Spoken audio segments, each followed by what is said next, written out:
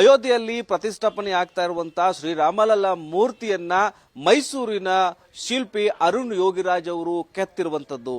ಅರುಣ್ ಯೋಗಿರಾಜ್ ಅವರೇ ಕೆತ್ತಿರುವಂತಹ ಮೂರ್ತಿ ಇದೀಗ ಪ್ರಾಣ ಪ್ರತಿಷ್ಠಾಪನೆಗೆ ಸಜ್ಜಾಗಿದೆ. ಜೊತೆಗೆ ಮೈಸೂರು ಜಿಲ್ಲೆಯಲ್ಲಿಯೇ ಸಿಕ್ಕಿರತಕ್ಕಂತಹ ಕೃಷ್ಣಶಿಲೆಯಲ್ಲಿ ಅರುಣ್ ಯೋಗಿರಾಜ್ ಅವರು ಈ ಮೂರ್ತಿಯನ್ನ ಕೆತ್ತಿರತಕ್ಕಂಥದ್ದು. ಈ ಮೂರ್ತಿ ಅಂತಿಮವಾಗಿ ಫೈನಲ್ ಆಗಿದೆ. ನನ್ನೊಟ್ಟಿಗೆ ಮಾತನಾಡೋದಕ್ಕೆ ಅರುಣ್ ಯೋಗಿರಾಜ್ ಅವರ ಪತ್ನಿ ವಿಜೇತ ಇದ್ದಾರೆ. ಅವ್ರನ್ನ ಮಾತನಾಡಿಸ್ತೀನಿ. ಮೇಡಮ್, ಈಗ ಏನನ್ಸುತ್ತೆ? ನಿಮ್ಮ ಹೆಸರಲ್ಲೇ ವಿಜೇತ ಇದೆ, ನೀವು ಕೂಡ ವಿಜೇತರಾಗಿದ್ದೀರಿ, ನಿಮ್ಮ ಪತಿ ಕೂಡ ವಿಜೇತರಾಗಿದ್ದಾರೆ ಅಂತ ಅನ್ಸಲ್ವಾ ಮೇಡಮ್? ಈ ಮೂರ್ತಿ ಫೈನಲ್ ಆಗಿರೋ ವಿಚಾರ ಕೇಳಿ ಏನ್ ಅನ್ಸ್ತು ಅಂತ?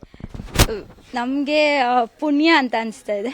ಬ್ಲೆಸ್ಸಿಂಗ್, ಎಲ್ಲರದೂ ಪ್ರೀತಿ ವಿಶ್ವಾಸ ಅರುಣ್ ಮೇಲೆ ಇಟ್ಟಿರೋದು, ಅದು ಅವರು ನಿರ್ವಹಿಸ್ಕೊಟ್ಟಿದ್ದಾರೆ. ಮತ್ತೆ ಇದು ನಮ್ದು ಪುಣ್ಯನೇ ಅನಿಸ್ತದೆ.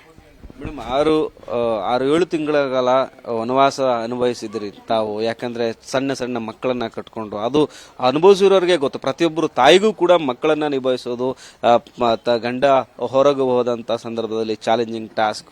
ಆದ್ರೆ ಈ ಎಲ್ಲ ವನವಾಸ ಇರ್ಬೋದು, ಬೇಸರ ಇರ್ಬೋದು, ಅಸಮಾಧಾನ ಇರ್ಬೋದು, ಎಲ್ಲಕ್ಕೂ ಕೂಡ ಒಂದು ಖುಷಿಯಾದಂತಹ ವಿಚಾರ ಸಿಕ್ತು ಅಂತೇಳಿ ಅನಿಸ್ತಾ ಇದೆ ನಿಮ್ಗೆ ಅಂತ? ಖಂಡಿತ ಅನಿಸ್ತಾ ಇದೆ. ಒಬ್ಬರೇ 2 ಮಕ್ಕಳನ್ನ ನೋಡ್ಕೊಳ್ಳೋದು ತುಂಬಾ ಕಷ್ಟ ಇದೆ.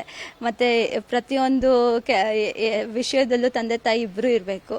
ಆಗ ನಾನು ಒಬ್ಳೇ ಎಲ್ಲ ನಡೆಸ್ತಾ ಇದ್ದೆ, ಮತ್ತೆ ಇದು ಕಷ್ಟ ಆಗ್ತಿತ್ತು. ಬಟ್ ಅದು ಅವರು ಅಲ್ಲೇ ಒಬ್ಬರೇ ಕೆಲಸ ಮಾಡ್ತಿದ್ರು, ಒಂಥರ ವನವಾಸನೇ ಇಬ್ರಿಗೂ. ಈಗ ಅದೆಲ್ಲ ಏನೂ ಕಾಣಿಸ್ತಾ ಇಲ್ಲ. ತುಂಬಾ ಖುಷಿ ಆಗ್ತಾ ಇದೆ.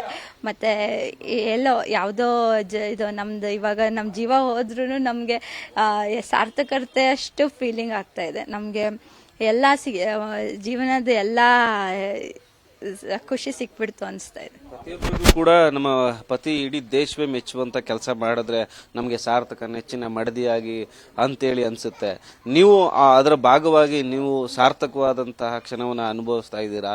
ನಿಮ್ಮ ಪತಿ ಕೈಯಲ್ಲಿ ಈ ರೀತಿ ಕೆಲಸ ಆಗತ್ತೆ ಅಂತೇಳಿ ಅನ್ಸಿತ್ತಾ ಮೇಡಮ್?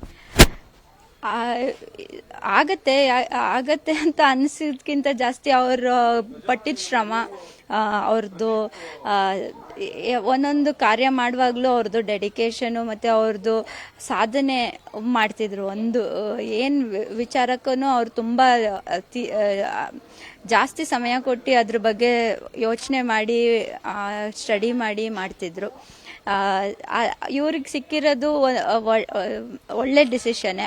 ಮತ್ತು ಅವರು ಅದನ್ನು ಎಷ್ಟು ಮಟ್ಟಿಗೆ ಸಫಲವಾಗಿ ನಿಭಾಯಿಸ್ಕೊಟ್ಟಿದ್ದಾರೆ ಅಂತ ಈಗ ಜಗತ್ತೇ ನೋಡ್ತಾ ಇದೆ. ಮತ್ತು ಇನ್ನು ಪ್ರಾಣ ಪ್ರತಿಷ್ಠಾಪನೆ ಆದಾಗ ಮೂರ್ತಿ ಎಲ್ಲರೂ ನೋಡ್ತಾರೆ, ಎಲ್ಲರೂ ನಮಗೆ ಬ್ಲೆಸ್ಸೇ ಮಾಡ್ತಾರೆ, ನಮಗೆ ಆಶೀರ್ವಾದನೇ ಕೊಡ್ತಾರೆ ಅಂತ. ಮೂರ್ತಿ ನೋಡಿದ್ರ ಮೇಡಮ್, ಏನು ಅನಿಸ್ತು ಮೇಡಮ್ ಆ ಕ್ಷಣದಲ್ಲಿ ನೀವು ಪತಿ ಮಾಡಿದಂತಹ ಮೂರ್ತಿ? ಎಲ್ಲರೂ ಹೇಳ್ತಿದ್ರು ರಾಮ ಬರ್ತಾರೆ ಅಂತ. ರಾಮ ಬಂದಿದ್ದಾರೆ, ಎಲ್ಲರೂ ನೋಡ್ಲಿಕ್ಕೆ ಕಾಯ್ತಾ ಇದ್ದಾರೆ ಅಂತಾನೆ ಅನಿಸ್ತಾ ಇದೆ. ಈಗ ನಮ್ಗೆ ಸ್ವಲ್ಪ ಆದ್ರೂ ಅದೃಷ್ಟ ಇತ್ತು ಅನ್ಸತ್ತೆ. ಅದಕ್ಕೆ ನಾವು ವಿಡಿಯೋ ಕಾಲಲ್ಲಾದ್ರೂ ನೋಡಿದ್ವಿ. ಇನ್ನು ದೇಶ ಪೂರ್ತಿ ನೋಡ್ತಾರೆ. ಮತ್ತು ಅಯೋಧ್ಯೆಗೆ ಹೋಗಿ ಪ್ರತಿಯೊಬ್ಬರು ಭಕ್ತಾದಿಗಳು ಹೋಗಿ ನೋಡ್ತಾರೆ.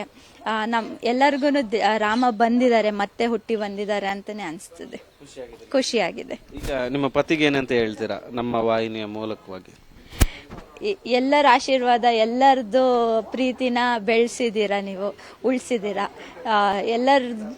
ಎಲ್ಲರಿಗೂ ನಾವು ಧನ್ಯವಾದ ಹೇಳ್ತಾ ಥ್ಯಾಂಕ್ ಯು ಸೋ ಮಚ್. ಎಷ್ಟು ಯೋಗಿರಾಜ್ ಅವರ ಪತ್ನಿ ಅಂದ್ರೆ ಅರುಣ್ ಯೋಗಿರಾಜ್ ಅವರ ಪತ್ನಿ ವಿಜೇತಾ ಅವರ ಮಾತು. ಕ್ಯಾಮರಾಮನ್ ಹರೀಶ್ ಜೊತೆ Suresh B power TV, Mysuru.